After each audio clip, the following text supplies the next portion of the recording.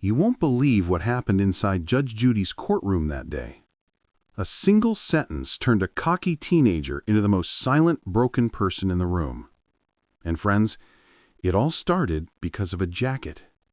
A jacket so simple, so ordinary, yet it carried a story no one in that courtroom could have imagined. Because when a 17-year-old boy mocked Judge Judy for what she was wearing, smirking as if the world belonged to him, he had no idea what that outfit meant or what was about to happen next. Was he about to get a fine, community service, or was Judge Judy planning something far worse, something that would shake his confidence to the core? Stay with me, because the way this story unfolds will leave you speechless. That morning began like any other case on Judge Judy's docket. The courtroom filled with quiet murmurs as people waited for the next case to begin. Judge Judy entered, wearing the same simple black robe she always wore over a plain gray suit. No jewelry, no designer shoes, nothing fancy. Most people barely notice these things, but one person did. Seated at the defendant's table was a boy named Ryan Carter. 17, rich, entitled. The kind of kid who had never heard the word no in his life. His father owned 3 car dealerships. His mother was on the board of a private school. Ryan had been dragged to court over a reckless driving charge, one that could have ended far worse than it did. But from the way he slouched in his chair, checking his phone, smirking at the cameras, you'd think this was a reality TV audition, not a courtroom. And then he saw it. Judge Judy's outfit. He leaned over to his friend, yes, he had actually brought a friend to court, and whispered just loud enough for people nearby to hear, "Look at her clothes. What is this, a garage sale? I thought judges made good money." Some people chuckled under their breath. Others gasped. But Ryan wasn't done. As Judge Judy read through the case file, Ryan smirked and said, "Maybe she spends all her money on books because she sure doesn't spend it on style." The courtroom went silent. Judge Judy slowly lifted her head. Her eyes locked on Ryan. And friends, if you've ever seen that look on her face, you know it's the calm before the storm. What Ryan didn't know was that this outfit had a story Judge Judy had never told on TV, a story about the day she wore this very suit to the most painful funeral of her life, a story about someone she had lost, someone connected to why she even became a judge in the first place. But Ryan didn't care. He was too busy smirking, thinking he was the smartest person in the room. Judge Judy closed the case file. "Mr. Carter," she said softly, "would you like to repeat what you just said about my outfit?" Ryan chuckled nervously. "I was just saying, it looks kind of plain. Like you'd think judges would dress nicer, you know?" Somewhere in the back, someone muttered, "Oh, he's dead." But Judge Judy didn't yell. She didn't slam the gavel. Instead, she leaned back in her chair, almost smiling. "Plain," she repeated. "You think this looks plain?" "Yes, ma'am," Ryan said, smirking.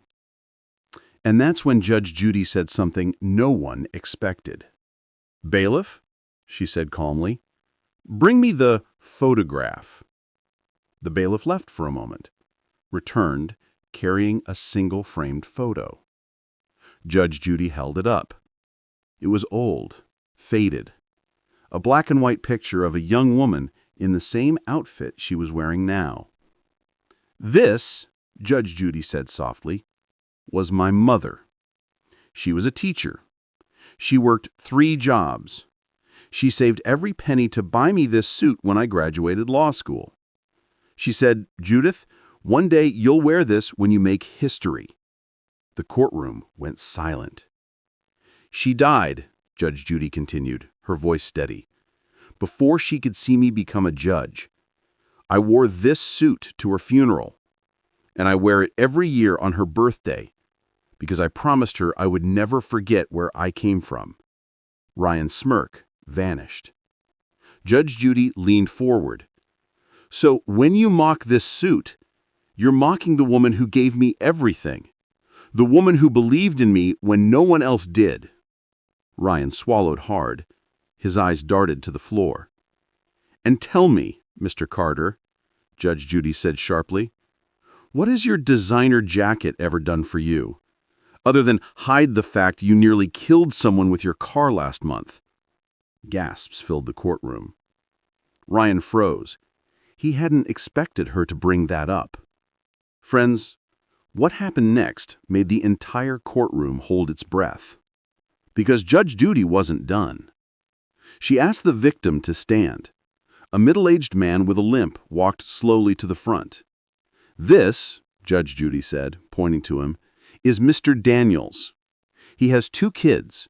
Because of your reckless driving, he spent 3 weeks in the hospital. He may never run again. But sure, let's all laugh about my outfit."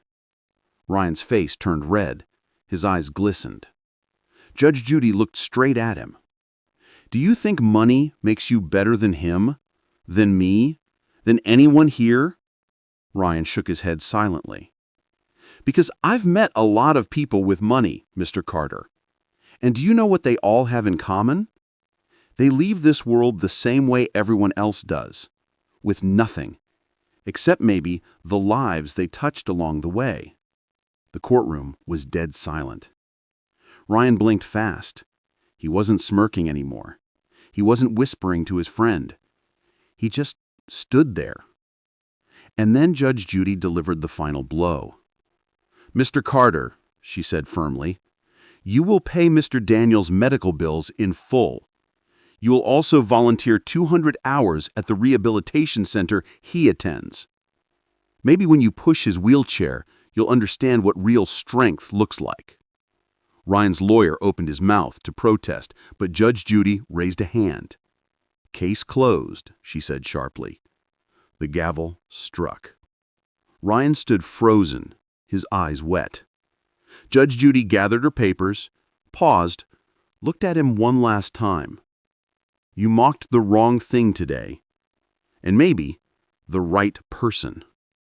As the courtroom emptied, Ryan walked slowly to Mr. Daniels. I'm sorry," he whispered. Mr. Daniels nodded, his eyes softening. And friends, maybe for the first time in his life, Ryan Carter understood what it meant to be humble. So tell me, friends, what do you think? Did Judge Judy go too far? Or was this exactly what that boy needed to hear? Share this story if it touched your heart. Leave a comment below, because the next story, friends, the next story will leave you speechless. And speaking of the next story, what if I told you there was once a man who walked into Judge Judy's courtroom with a secret so big it made the entire internet explode? But that is for another episode. Ryan didn't leave the courtroom right away. He just stood there, frozen, like the floor had been ripped out from under him. The cameras kept rolling, but for the first time, Ryan didn't care. Because somewhere deep down, he knew this wasn't just about a jacket anymore. Judge Judy had made sure of that. The victim, Mr. Daniels, gathered his papers and slowly started walking toward the exit. His limp was noticeable. Each step was heavy, uneven.